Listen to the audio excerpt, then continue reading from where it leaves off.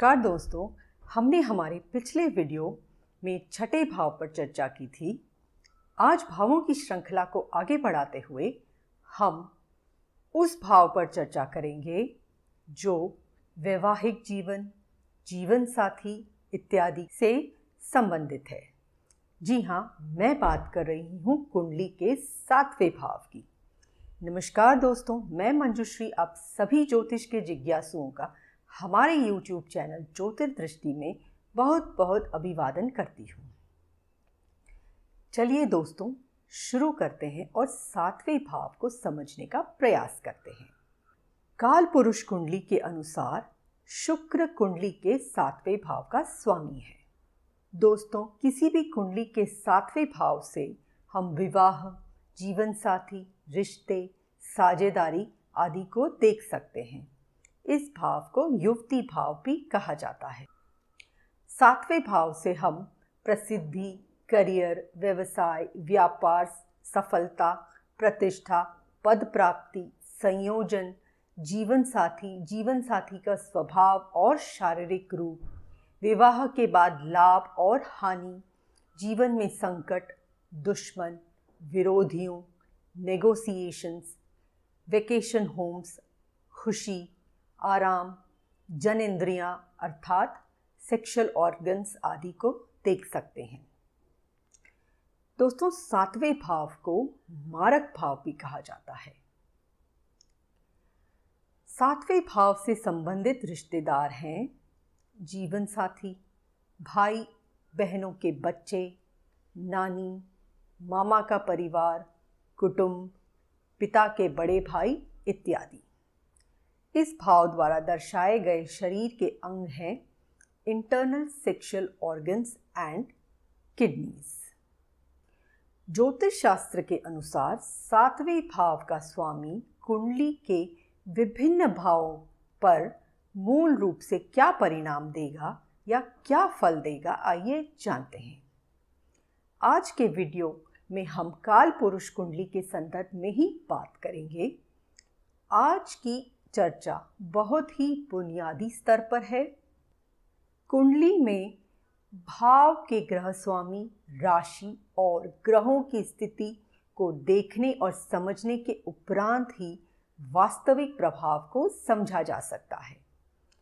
प्राचीन वैदिक शास्त्रों की संरचना हमारे ऋषि मुनियों द्वारा कई हजार वर्ष पूर्व की गई थी, जब हमारे समाज और संस्कृति की तस्वीर आज के समाज और संस्कृति से बिल्कुल भिन्न थी।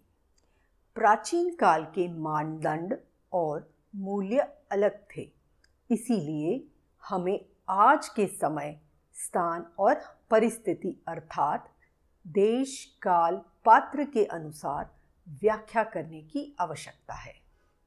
चलिए दोस्तों, 7वें भाव के स्वामी के प्रभाव को कुंडली के विभिन्न भावों में समझने का प्रयास करते हैं। यदि 7वें भाव का स्वामी पहले भाव में हो तो वह क्या परिणाम देगा, आइए जानते हैं। 7th lord in the 1st house. 7वां भाव रिश्तों यानी रिलेशनशिप दर्शाता है। जातक को अपने जीवन में निर्णय लेने के लिए अपने जीवन साथी से मदद मिलेगी। अब जानते हैं 7वें भाव का स्वामी यदि दूसरे भाव में हो तो वह क्या परिणाम देगा। 7th lord in the 2nd house. जातक को विवाह के उपरांत धन में वृद्धि हो सकती है। जातक का जीवन साथी उसके परिवार को बहुत प्रभावित कर सकता है। परिवार पर उसका बहुत प्रभाव हो सकता है। यदि दूसरे भाव में द्विस्वभाव राशि हो तो यह एक से ज़्यादा विवाह की संभावना को दर्शाता है।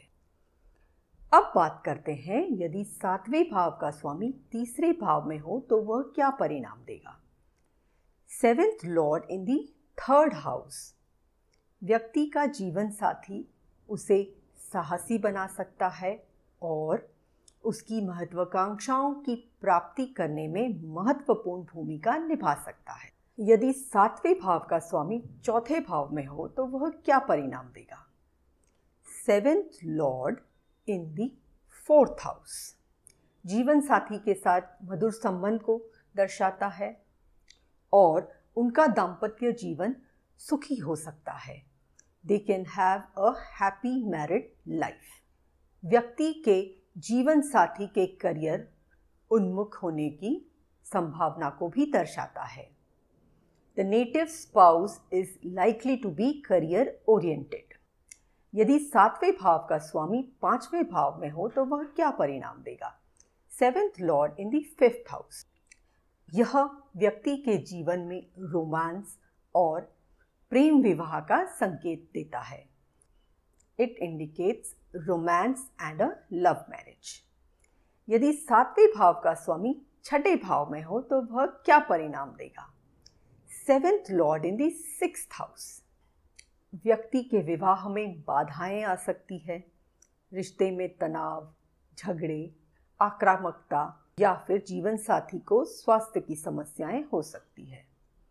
यदि सातवें भाव का स्वामी सातवें भाव में हो तो वह क्या परिणाम देगा? Seventh lord in the seventh house. आमतौर पर यदि भाव का स्वामी अपने ही भाव में स्थित हो तो यह बहुत शुभ माना गया है। भाव में स्थित ग्रहों की प्रकृति और गरिमा को देखकर जीवन साथी के स्वभाव को समझा जा सकता है। The spouse is likely to be self conscious. यदि सातवें भाव का स्वामी आठवें भाव में हो तो वह क्या परिणाम देगा? आइए जानते हैं। Seventh lord in the eighth house. वैवाहिक जीवन में संघर्ष, कलह को दर्शाता है। जातक का जीवन साथी सीक्रेटिव हो सकता है। जातक के डिवोर्स की संभावना को भी दर्शाता है। यदि सातवें भाव का स्वामी नवें भाव में हो तो वह क्या परिणाम देगा? Seventh lord in the ninth house. यह बहुत लाभदायक हो सकता है। यह प्रसिद्धि, सफलता, बच्चों से खुशी, धन आदि को दर्शाता है। जातक के जीवन साथी की रुचि हायर फिलॉसफी, हायर नॉलेज यानी उच्च शिक्षा और धर्म इत्यादि में हो सकती है। यदि सातवें भाव का स्वामी 10वें भाव में हो तो वह क्या परिणाम देगा? Seventh lord in the 10th house. व्यक्ति के कार्यस्थल और जीवन साथी के बीच एक सीधा संबंध हो सकता है। इसको हम ऐसे समझ सकते हैं कि there is a direct connection between the work place and the spouse और पार्टनर। जातक को अपने जीवन साथी और सहयोगी से अपने करियर में बहुत समर्थन मिल सकता है। यदि सातवें भाव का स्वामी 11वें भाव में हो तो वह क्या परिणाम देगा? आइए जानते हैं। Seventh lord in the 11th house. 11वां भाव लाभ और इच्छाओं का भाव है। अतः जातक को अपनी जीवन साथी के नेटवर्क सर्कल द्वारा बहुत लाभ मिल सकता है। यदि सातवें भाव का स्वामी 12वें भाव में हो तो वह क्या परिणाम? Seventh lord in the 12th house. जातक का विवाह किसी फॉरेनर से हो सकता है। व्यक्ति का जीवन साथी उसे बहुत पैसा खर्च करवा सकता है। दोस्तों, यह तो बात हुई सातवें भाव और सातवें भाव के स्वामी की विशेषताओं की। हमारे आगामी वीडियो में हम चर्चा करेंगे कुंडली के 8वें भाव पर। जुड़े रहें हमारे साथ। दोस्तों, आपको ये हमारा वीडियो कैसा लगा हमें ज़रूर बताएं।